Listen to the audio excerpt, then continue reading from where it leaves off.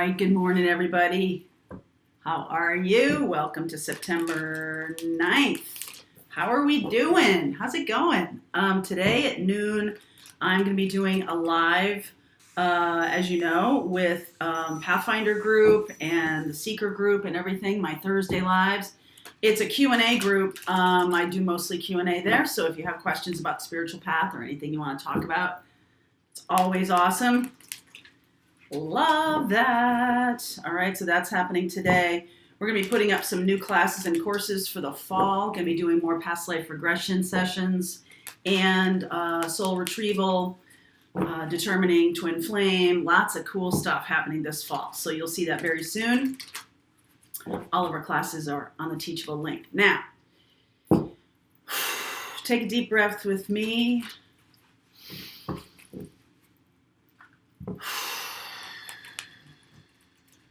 Bring in messages that need to be heard by those watching, please, for our best and highest good. Okay. Chop wood. Buy the book. Here and now. Boy, that seems awfully grounded to me, doesn't it to you? It seems like a lot of Capricorn, Taurus, and Virgo energy here. I feel like this is about being mindful, being in the moment, staying present, not really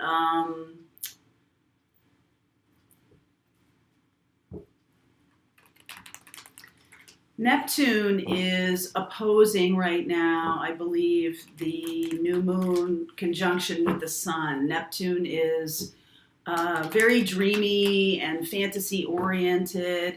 It is asking you to dream big. But I feel like the Virgo new moon that we just went through is also about grounding those dreams in step-by-step instructions to the universe a little bit here, okay? So it's not so much about the dreaming part now as it is the implementing part. So what steps can you take?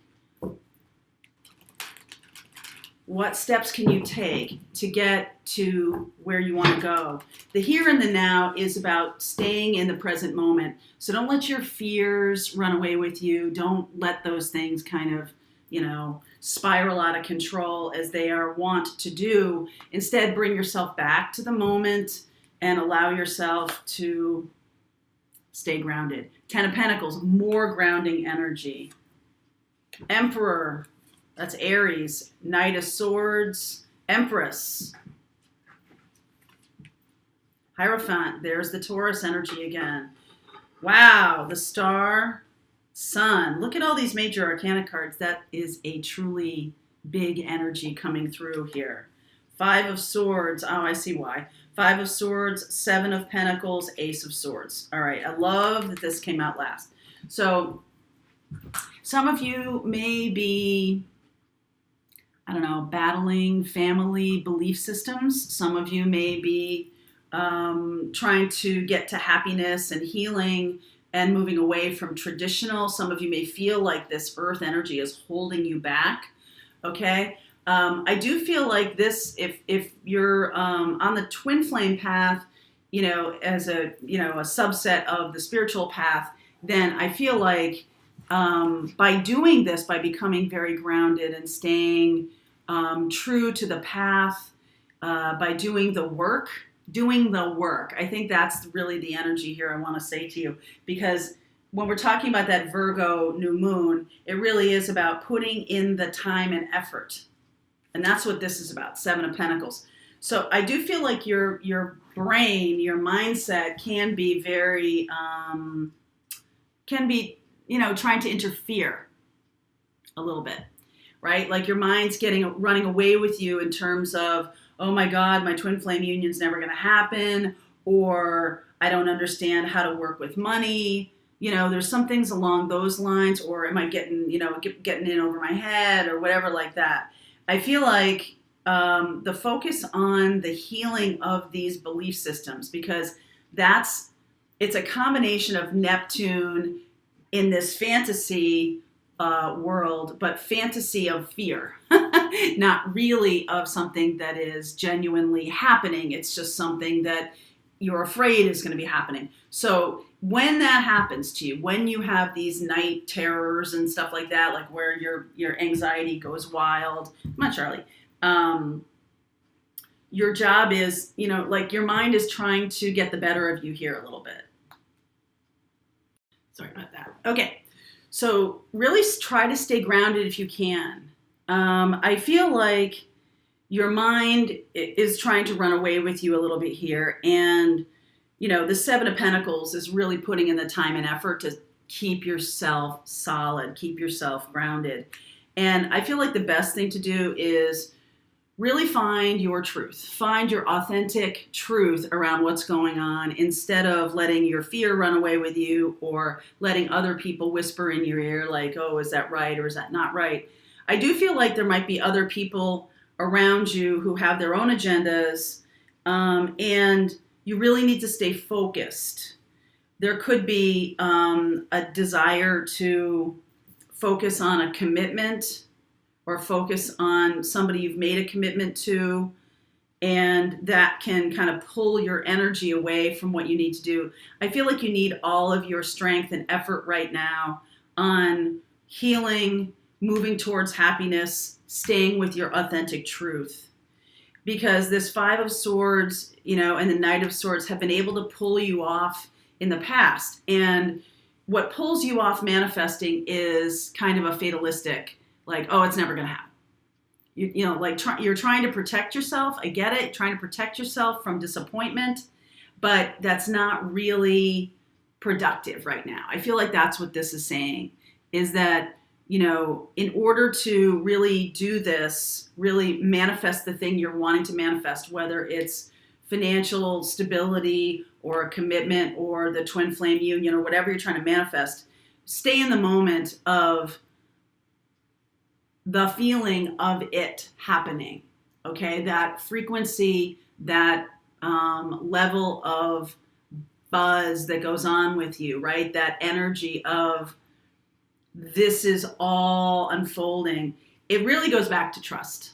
And I am going to say that I feel like some of you have family systems that either tried to keep you from being disappointed, which comes at it from, that's a little, it's negative, but it's also coming from a perspective of, I want my child to always be happy and not feel disappointment, which is a natural, normal thing for a parent to want. But also it's something that doesn't create tremendously resilient people, because if you're never feeling disappointment, if you're never feeling like, the natural ebb and flow of life, then when you get to be an adult and the natural ebb and flow in life is in front of you, it can feel really daunting. It can feel really challenging, instead of it being like, oh, I recognize this. Yeah, it's just normal. It's just the normal ebb and flow of things.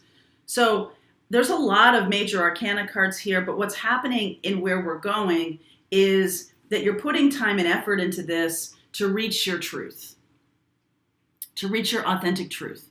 And that's what is really going to do the healing work and the moving toward happiness work, okay? So I do like the message here of staying grounded, of getting really grounded, of being in your highest vibration, Emperor and Empress, very high vibration. And I feel like there is something about your mind kind of working against you a little bit. Let's take this down to a personal level. If there is something going on where you are nearly in the energy of your twin flame or your soulmate or life partner showing up in your life, and you feel it, right? Like it's coming. And then you clench up, or then you're like, oh God, what if it doesn't happen? Like if you do that, it kind of proves to the universe that you're not trusting of the situation, that you're not. And so the idea is to get into a very high vibration, but not such a high vibration that it's shrill out of your norm, okay? So stay in just this contemplative, contented. I think that's a really good energy to stay in when you're manifesting something big, and this is big. So that you don't you know that you are your happiness, your joy, you have the capability of doing anything you want, all of this stuff. So it takes it out of like the place of, oh, I need this to happen. It takes it away from that and moves it more into the place of, I'm really, excited for this to show up. And like, I'm going to continue on with my day and periodically like, ooh, like that's great. But you know, that what you have learned or what you are learning is that if you were involved in that kind of family where there was this kind of knocking the pins out from underneath you in terms of your dreams, because I mean, they can say like, oh, I didn't want you to be disappointed. I'm going to teach you about how rough life is, or, whatever the paradigm was, whatever the belief system was. Now you're creating a new belief system for yourself that has this energy of hope and beautiful spirit of the sun, of joy. I think that comes from learning to trust the universe, but also learning to trust yourself. Because here's the thing. Can you be happy if this doesn't happen? Yes. The meaning behind a family member who tried to keep you safe from wanting anything too big. That was a very big thing in the middle part of last century to the early part of last century, to not want anything too big. I feel like as we got more towards, crystal children being born and millennials being born, it was no longer that. It was sort of like reach for the stars. And so I think Gen Xers and, other generations have not had that experience really of constantly being encouraged to reach for the stars or whatever. So you may have found that earlier generations were bathed in the idea of don't get too high, don't get too low. Now, since 2000, we've had a number of devastating situations happen where the experience for millennials, the experience for crystal children, the experience for, younger generations can be like, well, wait a second, they said I could get anything, and then look at what's going on in the world, right? Like there's this disconnect of those two things. And so I feel like it's now two separate experiences, whatever generation you belong to.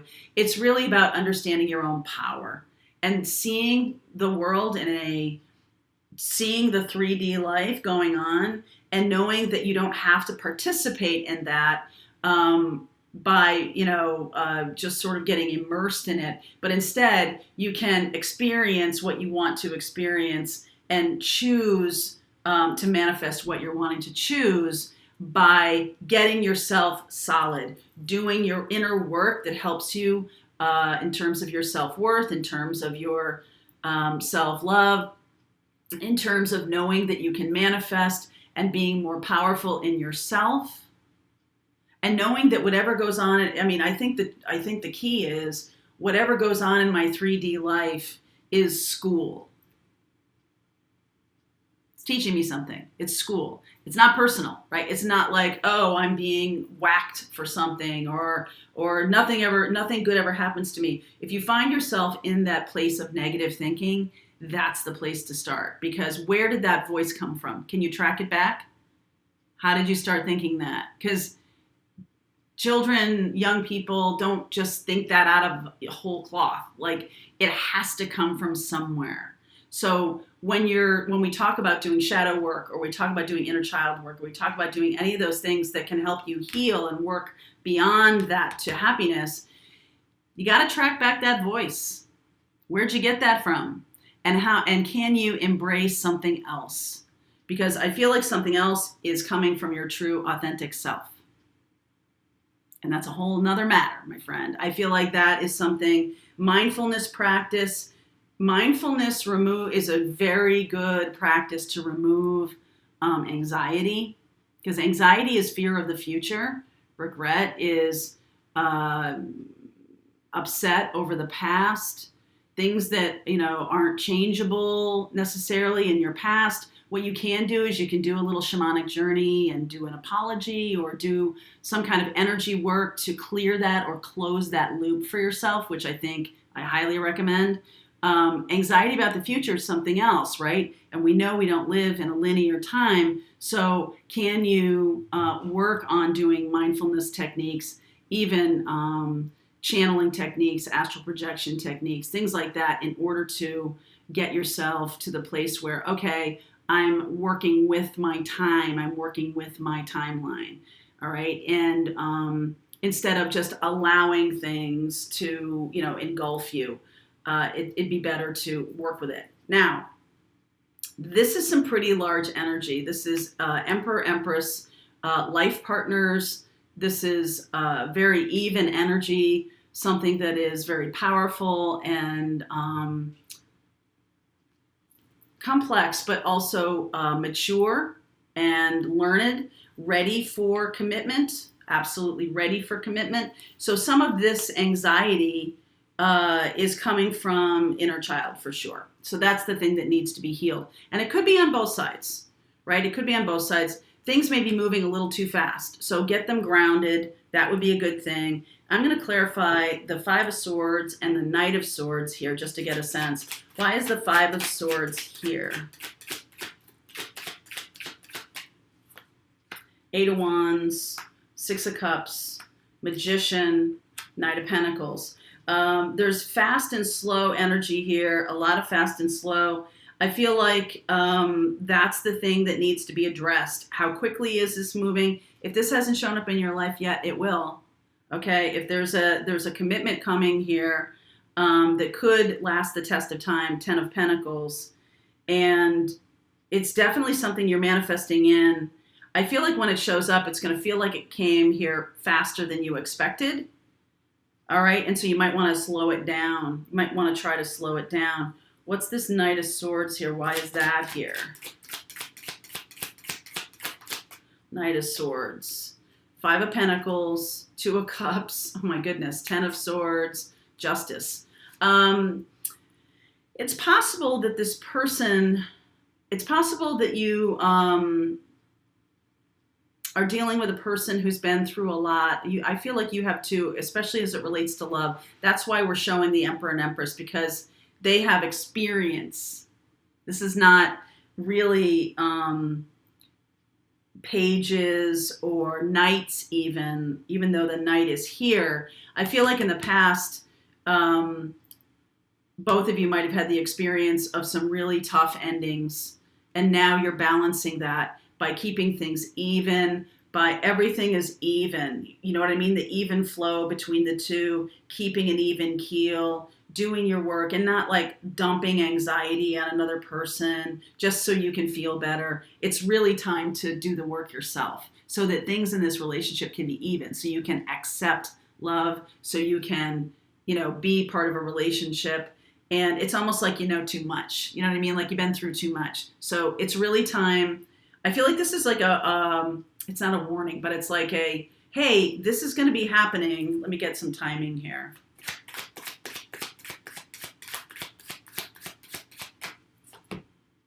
Seven of Wands. So 7 days, 7 weeks. This connection is going to be showing up, and I feel like this is faster than you think.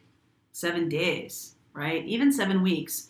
If you're not prepared, I feel like this is telling you to get ready, to prepare, get grounded, get ready. All right, because it's like lots coming in. So I definitely see Aries, Taurus, Libra, Aquarius, and Leo here. All right, I will look at those in the extended. If you're dealing, you might not know, but if you're dealing with somebody of those signs, or if that's your sign, stick around for the extended. The link is below. If you're part of our Pathfinder group, the rest of this reading starts right now.